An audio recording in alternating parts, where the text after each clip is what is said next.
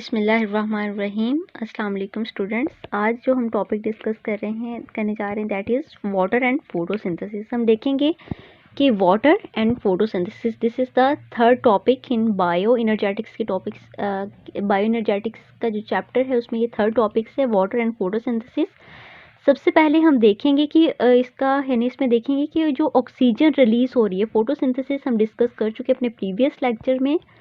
आज हम देखेंगे कि जो फोटोसिंथेसिस का प्रोसेस हो रहा है, यानी उस फोटोसिंथेसिस के प्रोसेस में क्या ऑक्सीजन कहाँ से रिलीज हो रही है। Oxygen release during photosynthesis comes from word, कहाँ से आ रही है। तो अगर हम इसको देखें तो it comes from water and it is important source of atmospheric oxygen. ये कहाँ से आ रही है, जो यानी ऑक्सीजन फोटोसिंथेसिस में रिलीज हो रही है। एक तो हमारे पास फोटोसिंथेसिस के अगर हम रिएक्टेंट्स की बात करें वो हमारे पास थे कार्बन डाइऑक्साइड, वाटर। लेकिन अब कार्बन डाइऑक्साइड में भी चूंकि ऑक्सीजन प्रेजेंट होती है, वाटर में भी प्रेजेंट होती है। अब यहाँ पे उन्होंने क्वेश्चन आ गया कि oxygen release during photosynthesis comes from what, कहाँ से आ रही है, इट कम्स फ्रॉम वाटर। फिर उसके बाद साइंटिस्ट ने इससे प्रूव भी किया कि ये कैसे वाटर से ही, आप कैसे कंफर्म कह सकते हैं कि ये वाटर से ही आ रही है, कार्बन डाइऑक्साइड से क्यों नहीं आ रही। हालांकि जो ऑक्सीजन से वो वाटर में भी प्रेजेंट होती है, वो कार्बन डाइऑक्साइड में भी प्रेजेंट होती है। It comes from water and is important source of atmospheric oxygen. ये एक इम्पोर्टेंट सोर्स है एटमॉस्फेरिक ऑक्सीजन का, वाटर जो है। Which most organisms need for aerobic respiration, यानी एरोबिक रेस्पिरेशन यानी जो रेस्पिरेशन का प्रोसेस है उसके लिए क्या चाहिए होता है, ये ऑक्सीजन जो है इनकी बेसिक रिक्वायरमेंट होती है, यानी रिएक्टेंट के तौर पर काम करती है। And this for obtaining energy to live, और ज़िंदा रहने के लिए, यानी उन्हें ज़िंदा रहने के लिए एनर्जी की ज़रूरत होती है और वो यहीं से ऑब्टेन एनर्जी करते हैं। बट फिर उसके बाद एक साइंटिस्ट था, 1930 में आया। 1930 में नील ने क्या कहा, एक हाइपोथेसिस पेश किया। यानी अब इसका हाइपोथेसिस किसकी बेस पे था, उसने ये जो हाइपोथेसिस दिया था वो किसकी बेस पे दिया था 1930 में। यानी उसने यानी क्या किया कि फोटोसिंथेटिक बैक्टीरिया पे इन्वेस्टिगेशन की। उसकी जो यानी जो इन्वेस्टिगेशन थी, उसकी जो रिसर्च थी, जिसकी यानी उसने जो उस पर काम किया था वो कहाँ पे किया था, फोटोसिंथेसिस इन बैक्टीरिया, यानी फोटोसिंथेटिक बैक्टीरिया जो हैं उन पे उसने रिसर्च की थी। जिसकी वजह से उसने देखा था which make carbohydrates from carbon dioxide but not release oxygen. उसने ये देखा था कि ये क्या करते हैं, वो कार्बोहाइड्रेट्स तो बना रहे हैं लेकिन from carbon dioxide but not release oxygen. उसने ये देखा फोटोसिंथेटिक बैक्टीरिया पे उसने यानी अपनी रिसर्च की, काम किया, वर्क किया उसके ऊपर 1930 में नील ने। फिर उसने ये देखा कि ये जो फोटोसिंथेटिक बैक्टीरिया हैं, जब इसमें फोटोसिंथेसिस का प्रोसेस होता है तो ये कार्बन डाइऑक्साइड यानी कार्बोहाइड्रेट्स को रिलीज करते हैं कार्बन डाइऑक्साइड से, but not release oxygen. Oxygen नहीं इसमें रिलीज हो रही थी, यानी फोटोसिंथेसिस हो रही थी, ग्लूकोज की फॉर्मेशन हो रही थी, यानी कार्बोहाइड्रेट्स बन रहा था। लेकिन क्या हो रहा था, जिस कार्बन डाइऑक्साइड से बन रहा था, कार्बन डाइऑक्साइड से कार्बोहाइड्रेट्स बन रही थी, ऑक्सीजन एज ए रिजल्ट में रिलीज नहीं हो रही थी।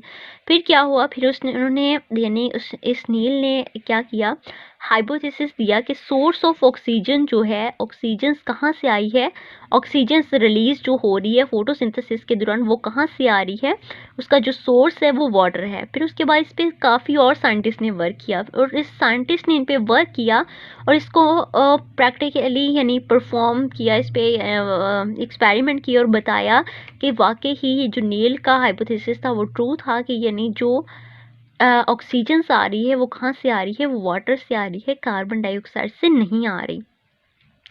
उन्होंने इस बात को प्रूव करने के लिए क्या किया, आइसोटोप O18 की जो ऑक्सीजन थी उसको यूज़ किया। जब उन्होंने O18 ऑक्सीजन को यूज़ किया, क्या किया उन्होंने, पहला एक्सपेरिमेंट किया। पहले एक्सपेरिमेंट में ग्रुप 1 प्लांट्स के ऊपर उन्होंने एक्सपेरिमेंट किया। उन्होंने जो कार्बन डाइऑक्साइड ग्रुप 1 के प्लांट्स में ली थी वो 16 वाली थी, यानी कौन सी ऑक्सीजन थी, O16 या आइसोटोप 16 वाली थी। और जो इसमें वाटर में उन्होंने ली ऑक्सीजन वो O18 आइसोटोप्स वाली थी।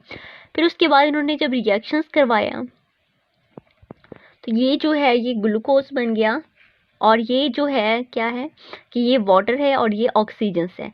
अब जो ऑक्सीजन अगर हम पहले एक्सपेरिमेंट में देखें, जो ऑक्सीजन रिलीज हो रही है वो O18 वाली ऑक्सीजन रिलीज हो रही है, O18 वाली। यहाँ पे ये O18 वाली कहाँ पे ऑक्सीजन प्रेजेंट थी, वाटर पे प्रेजेंट थी। O16 वाली ऑक्सीजन नहीं प्रेजेंट आ रही, जो ऑक्सीजन नहीं रिलीज हो रही बल्कि कहाँ से ऑक्सीजन आ रही है?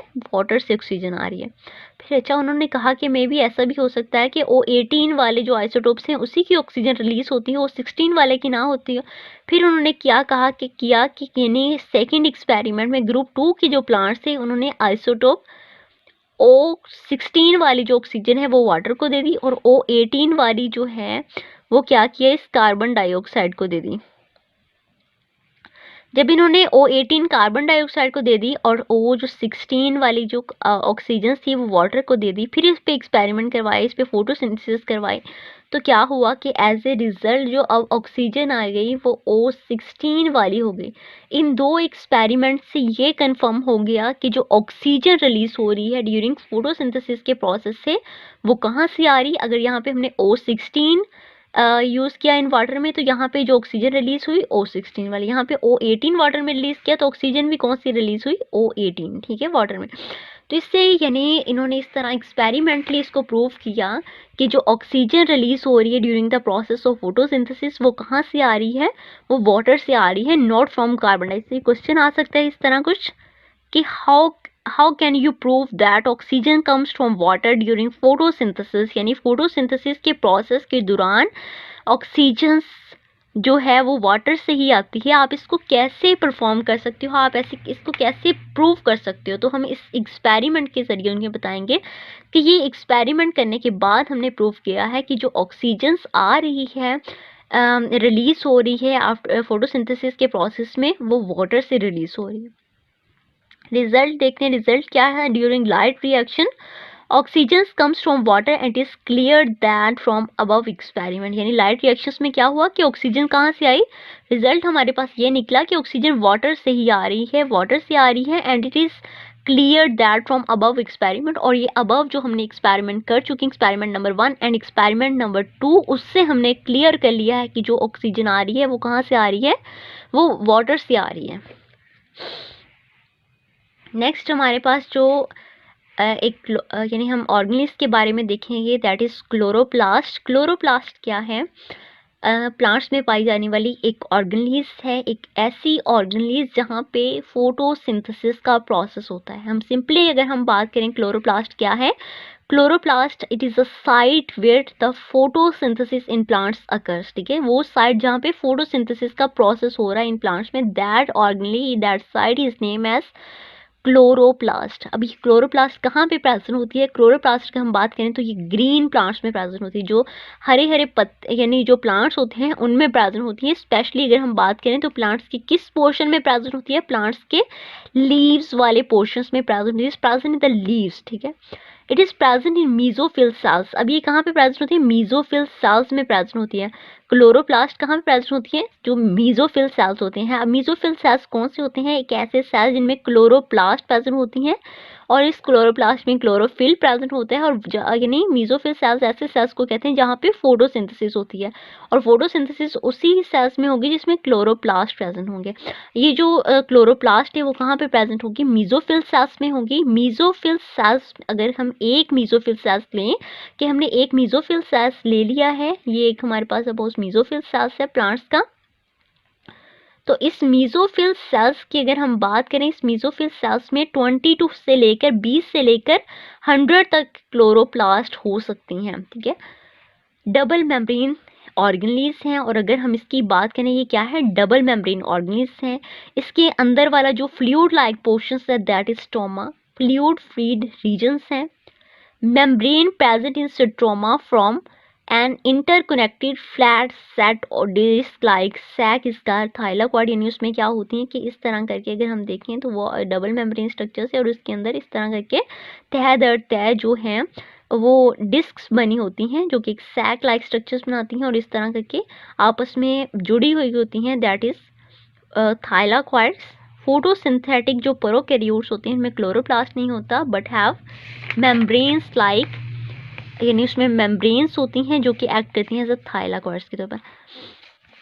ये हमारे पास है कुछ इस तरह, ये लीव्स, यानी ये हमारे पास क्या है, प्लांट्स हैं, प्लांट्स की ये लीव्स हैं। हमने कहा कि प्लांट्स के किस पोर्शन में पाई जाती हैं क्लोरोप्लास्ट, लीव्स के पोर्शन में। फिर हमने उसका एक सेक्शंस कट किया, ये लीव्स का एक सेक्शन कट किया तो हमें यानी उसके सेल को हमने निकाल के यहाँ पे रख लिया। कुछ अगर हम प्लांट के सेल को देखें तो कुछ इस तरह का है कि उसमें सेल वॉल प्रेजेंट होती है, उसको outer covering that is cell wall, उसके बाद जो कवरिंग है दैट इज सेल मेम्ब्रेन, और उसके अंदर क्लोरोप्लास्ट प्रेजेंट होती हैं। और अगर हम मीजोफिल सेल की अगर हम बात करें तो कितने क्लोरोप्लास्ट प्रेजेंट थे, 20 to 100 क्लोरोप्लास्ट प्रेजेंट होते हैं इन मीजोफिल सेल्स में। यहाँ पे एक लार्ज वैक्यूल प्रेजेंट होता है। हमने कहा था कि जो प्लांट सेल्स होते हैं उसमें जो न्यूक्लियस है वो सेंटर में नहीं प्रेजेंट होता है बल्कि साइड पे प्रेजेंट होता है। किस लिए, क्योंकि इसमें एक लार्ज वैक्यूल प्रेजेंट होता है, इसकी वजह से। फिर हमने क्या कहा कि इस ऑर्गेनेलीज यानी ये जो क्लोरोप्लास्ट है उसको हमने खोल के देखा कि इसका स्ट्रक्चर्स कैसा। अगर हम इसको देखते हैं तो ये एक डबल मेम्ब्रेन स्ट्रक्चर्स है। हमने कहा कि ये एक डबल मेम्ब्रेन स्ट्रक्चर्स है, यानी इसकी दो मेम्ब्रेन्स हैं।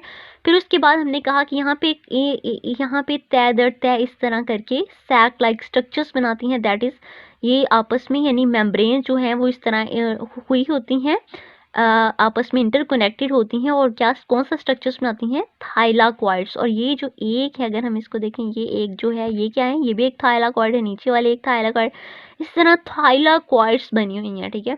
और ये थाइलाकॉइड्स आपस में मिल मिल के, यानी जिस तरह हम कह लें कि क्वींस जो हैं वो आपस में इस तरह हम उसको रखते हैं तो आपस में अरेंज हुए होते हैं, और इस तरह बहुत से क्वींस इस तरह का स्ट्रक्चर्स बनाते हैं। इसी तरह थाइलाकॉइड्स आपस में इस तरह इंटरकनेक्टेड होती हैं, आपस में जुड़ी होती हैं, एक दूसरे के ऊपर लगी होती हैं तय दर तय। और ये जो टोटल स्ट्रक्चर्स बनता है इसके आपस में जुड़ने की वजह say that structures name is grana. इस स्ट्रक्चर्स को हम कहते हैं, ये कौन सा स्ट्रक्चर है, दैट इज ग्रेना। जब थाइलाकॉइड आपस में इंटरकनेक्टेड होती हैं तो ग्रेना बनाते हैं।